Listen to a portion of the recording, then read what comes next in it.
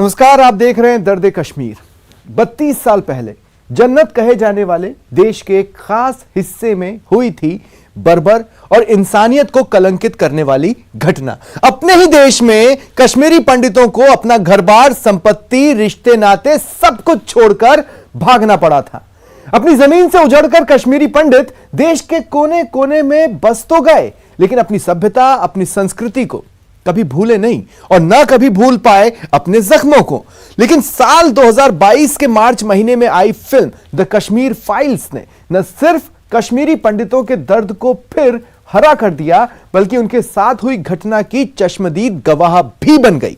यूं भी कहा जा सकता है कि इसी फिल्म ने आतंक के उस काले दौर के स्याह सच से देश को पहली बार रूबरू करवाया। मरुधरा में रह रहे कई कश्मीरी पंडितों के परिवारों के लिए यह फिल्म उनके दर्द की फाइल की तरह है। ऐसी फाइल जिसमें समाया है टूटने का दर्द, अपने ही देश में शरणार्थी बनने का दुख।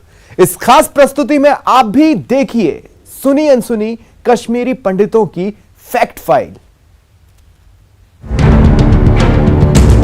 तो सिर्फ एक अटैची 20-25 केजी की अटैची लेके वो वहां से चले। देखने के बाद में ऐसा लगता है क्या हमारे देश में ही ऐसा हुआ हिंदुओं के साथ में?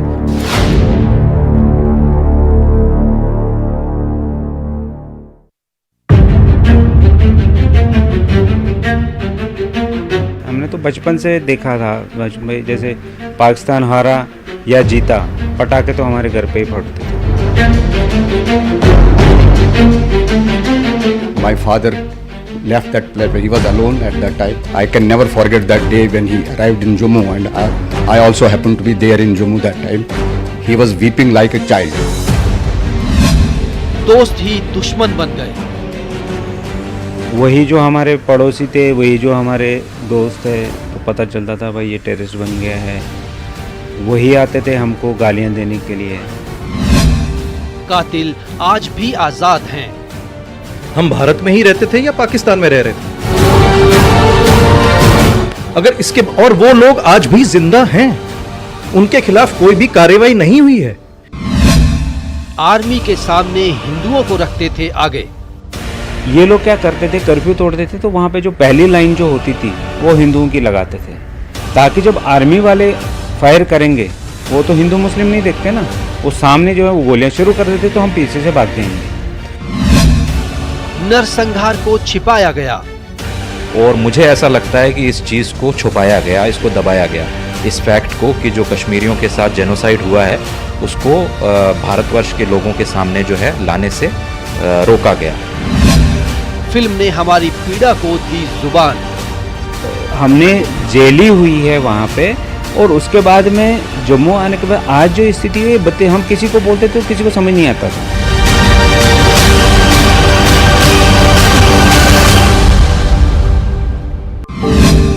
32 साल पुरानी दर्द की कहानी।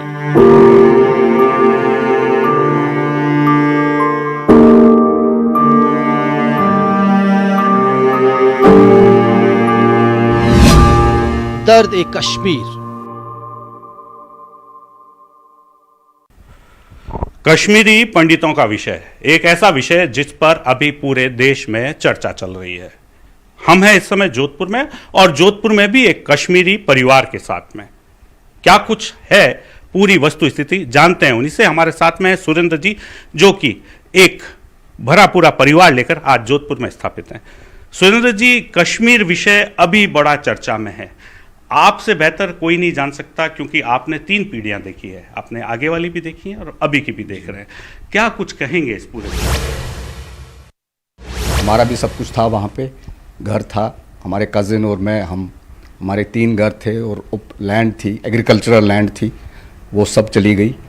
And my father left that place, he was alone at that time, और वो सिर्फ एक अटैची 20-25 केजी की अटैची लेके वो वहाँ से चले। And I can never forget that day when he arrived in Jammu, and I also happened to be there in Jammu that time. He was weeping like a child. मेरे फादर का भी मतलब वो मुजफ्फराबाद में थे, उनके साथ भी इतना बुरा हुआ। वो कितने दिन जंगलों में भागते रहे, फिर बड़ा मुश्किल से जब घर पहुँचे, वहाँ हमारे पड़ोस वाले उन्होंने कहा कि अगर मुझे ये रास्ते में मिलते मैं इनको उसी समय ख़त्म कर देता। ऐसी हालत थी वहाँ। अभी रिसेंटली ये जो मूवी आई है उसको देखने के बाद में अभी जब मैं बात कर रहा हूँ तो मुझे ऐसा लग रहा है कि मेरी रूह कहाँ पर ही है, मेरे रोंगटे खड़े हो गए। उस देखने के बाद में ऐसा लगता है क्या हमारे देश में ही ऐसा हुआ हिंदुओं के साथ में? हम भारत में ही रहते थे या पाकिस्तान में रह रहे थे? अगर इसके और वो लोग आज भी जिंदा हैं, उनके खिलाफ कोई भी कार्रवाई नहीं हुई है। 2 साल पहले सुना है कि NSA में शायद उसको यासिन को गिरफ्तार किया गया है, लेकिन इससे पहले क्या हुआ था? और वो भी जिंदा है अभी भी। मेरा खुद का परिवार, मेरा ननिहाल वहीं पे था और मेरे नाना नानी रहते थे। मैं खुद 3 बार कश्मीर गया हूं, लेकिन आज के ज़माने में वहीं हमारा जो मुसलमान ड्राइवर होता था वो उसी मकान को कब्जे करके बैठा। वही जो हमारे पड़ोसी थे, वही जो हमारे दोस्त थे, तो पता चलता था भाई ये टेररिस्ट बन गया है। वही आते थे हमको गालियां देने के लिए। पर जितना टाइम मेरा कश्मीर में गुजरा है, हमने तो बचपन से देखा था। भाई जैसे पाकिस्तान हारा या जीता, पटाखे तो हमारे घर पे ही फटते थे। हमें ये दिवाली, होली, कोई भी त्यौहार हमें जैसे हम कश्मीर से निकले तब पता चला। मैं और मेरा कज़िन पूरा एक दिन चावल के ड्रम में छुपे हुए थे, क्योंकि वहाँ पे जब कर्फ्यू लगता था तो वो बोलते थे कि भाई कर्फ्यू में आप लोगों को हमारे साथ में चलना है, क्योंकि आज़ादी तो आपको भी चाहिए। तो हम लोग डर के मारे बोलते हाँ हमको भी चाहिए। उस टाइम में ये लोग क्या करते थे, कर्फ्यू तोड़ते थे। तो वहाँ पे जो पहली लाइन जो होती थी, कर्फ्यू तोड़ना क्या होता था कि भाई कर्फ्यू लगा है, कोई चल फिर नहीं सकता, तो ये मॉब में जाते थे। तो जो पहली लाइन है वो हिंदुओं की लगाते थे, ताकि जब आर्मी वाले फायर करेंगे, वो तो हिंदू मुस्लिम नहीं देखते ना, वो सामने जो है वो गोलियाँ शुरू कर देते, तो हम पीछे से भाग जाएंगे। ऐसी मैं आपको बता दूँ स्थिति एक दिन ऐसी हुई है, मैंने मेरे माँ बाप को बोला है कि आपको ये टेररिस्ट मारेंगे तो मारेंगे, लेकिन मुझे भागना है। मैं डरता था, मैं इतनी हालत ख़राब हो गई।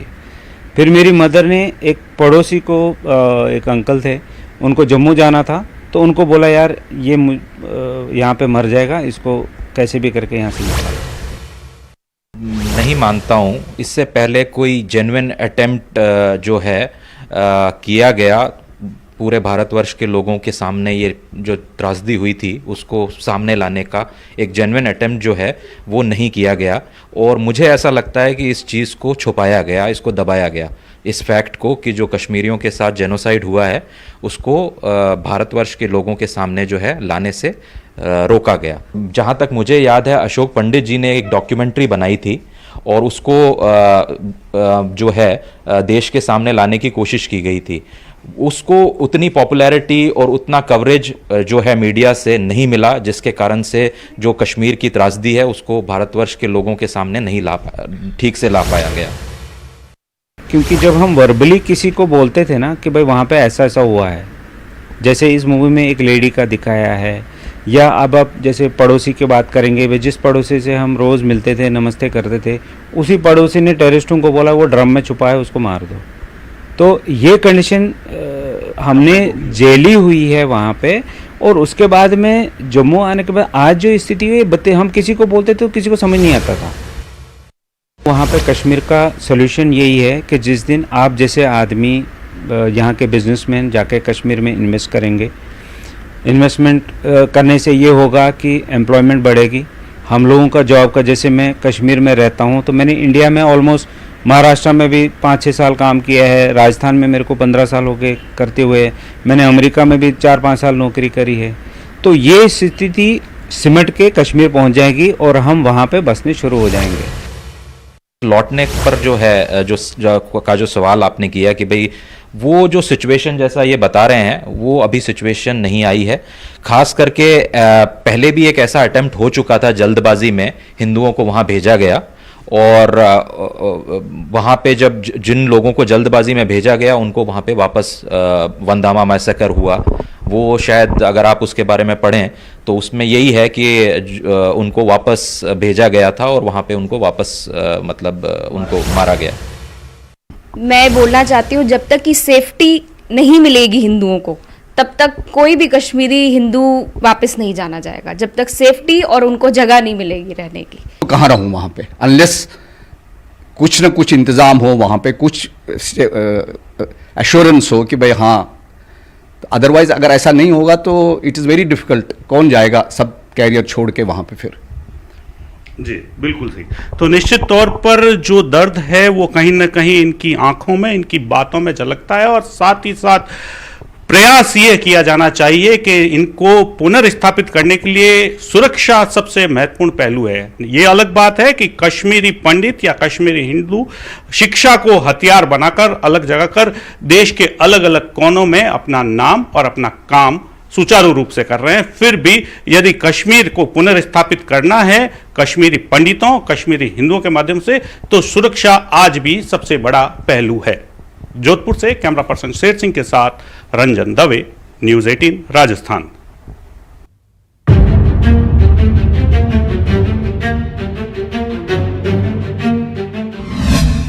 उन्नीस जनवरी की खौफनाक रात। 19 जनवरी की रात की बात है, 10:30, 11, पौने 11 बजे की बात है। एकदम बाहर कम से कम 2-3 लाख लोग मशाल लेके आ गए। पूरा रातों रात शोर करे, नावे तकबीर, अल्लाह अकबर। 19 जनवरी की वो रात हमें याद आती है। ऐसा लगता है कि कुदरत ने एक मौत का पैगाम भेजा है। बच्चों से अपना बचपन छीना जा गया है। हमसे हमारी जवानी और एक बुढ़ापे को उसका अपना जीवन। क्या बताएं उस रात को क्या हुआ। एक रात एक विचित्र रात थी। हम असहाय थे, असमर्थ थे।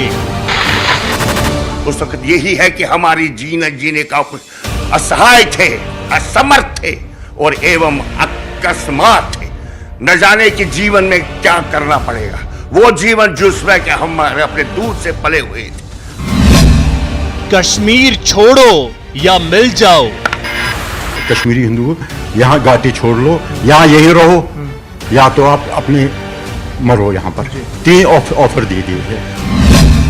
घर पर लगाई थी पर्ची लगाई थी हमारे घर के बाहर कि भाई आप निकलो, उर्दू में लिखा हुआ था। पर्ची निकली तो हम घबरा गए। सब सामान वगैरह छोड़ के, सारा सामान वगैरह हमारा सारा वहीं रही। खिड़की के बाहर खौफ का मंजर। नारे लगाते थे वहाँ और जुलूस निकालते थे। हमें डर लगता था, हम खिड़कियाँ बंद करते थे। ऊपर हमारा रूम था, हम उनको बोलते थे मम्मी ये क्या हो रहा है, क्या हो रहा है, बेटा अंदर बैठो। हम खिड़कियाँ बंद करके अंदर बैठ जाते थे। कैसे जाएं, किसके भरोसे लौटे। मगर मेरे मित्र, मेरे महोदय मित्र, आप मुझे बोलो जाएंगे कहाँ, किसको स्वादी में, जो कि एक ट्रस्ट हमने उनसे कायम किया हुआ था, कहां से वो ट्रस्ट लाए। उसको पहले हमको उसको टटोलना है।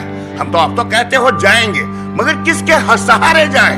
उठना है, बैठना है, चावल लाना है, जिंदगी का वो कार्यक्रम इस पारी पेट के लिए करना है। क्या कर सकोगे आप इस दुर्व्यवस्था में, कभी नहीं कर सकोगे। रात के अंधेरे में घर छोड़कर भागे। तो एक दिन रात को पिताजी ने बोले जब तैयार हो जाओ, अपने जो है अपन को निकलना है, जाना है, जम्मू जाएंगे हम या दिल्ली जाएंगे, तुम तैयार हो जाओ। टेंट में रहे, मुश्किलें झेली। 2 बजे रात को उन्होंने ट्रक में हम 2 बजे रात को निकल गए।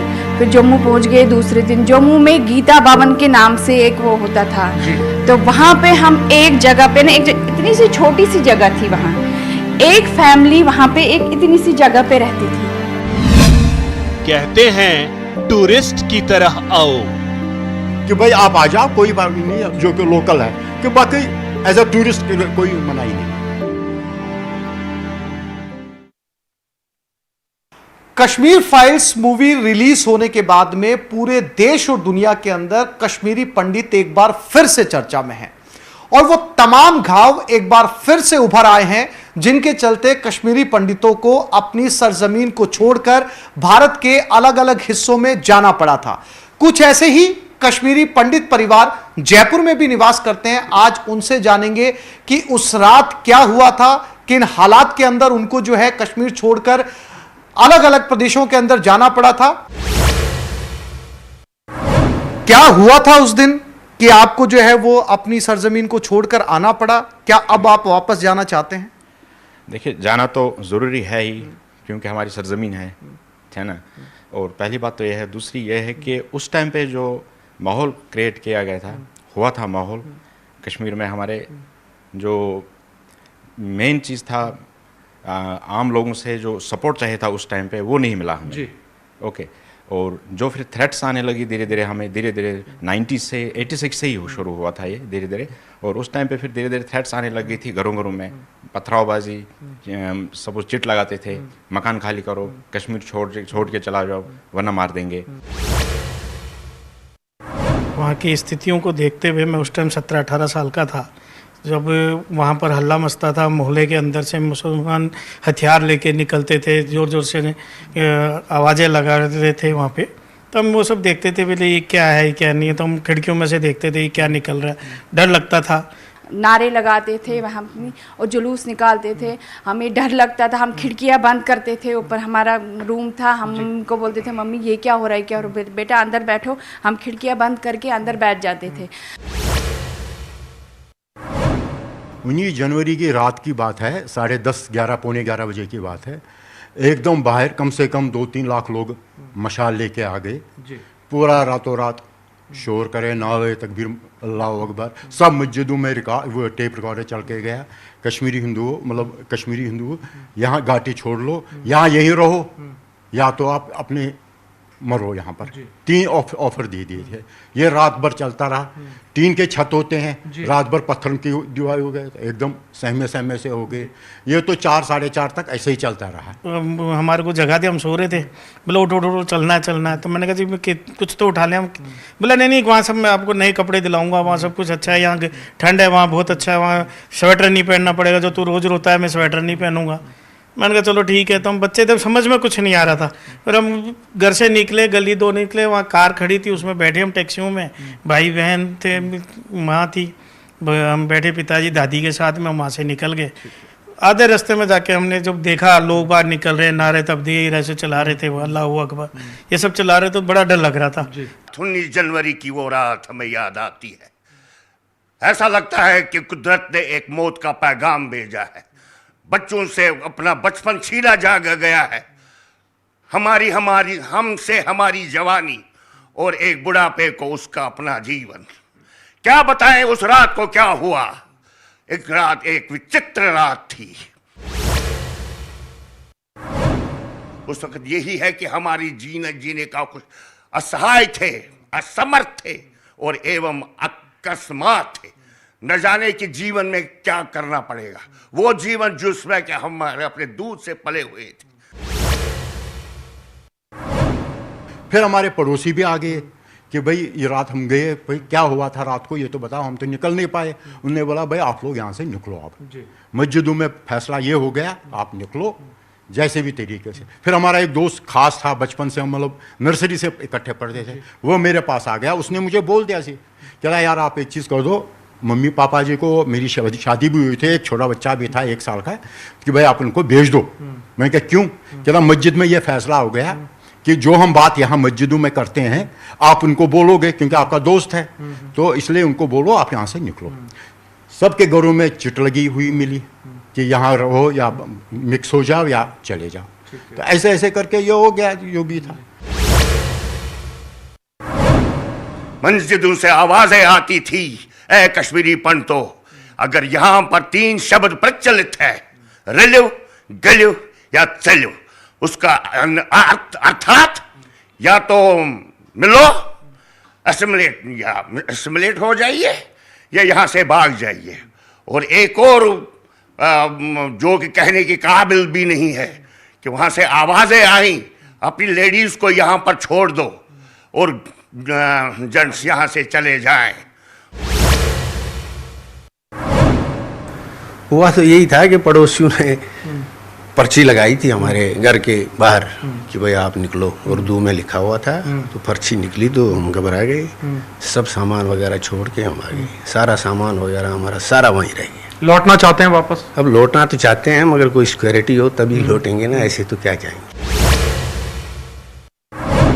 कुछ मित्र थे जिन्होंने कि बोला बिंद्रा ऐसा तुम कर, तुम यहाँ से चले जाओ, क्योंकि इनका एक आपने जाना होगा कि ऑपरेशन तोपाक के अंतर्गत उनको कुछ लेडीज ऑफर करनी थी।